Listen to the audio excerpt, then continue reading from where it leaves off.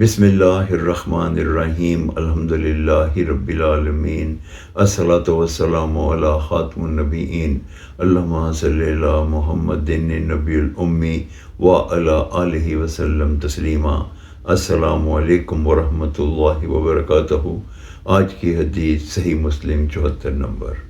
امام المرسلین خاتم النبیین رحمۃ للعالمین حضرت محمد صلی اللہ علیہ وآلہ وسلم نے ارشاد فرمایا، جو شخص لہسن اور پیاز کھائے ہماری مسجد کے قریب نہ آئے، کیونکہ اس سے ملائکہ اور فرشتے اس چیز سے اذیت پاتے ہیں جس چیز سے انسان اذیت پاتے ہیں۔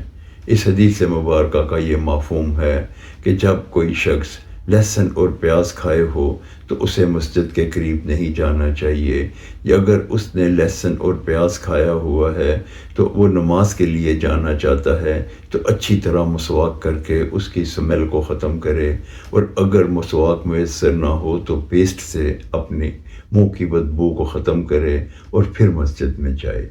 السلام علیکم ورحمۃ اللہ وبرکاتہ۔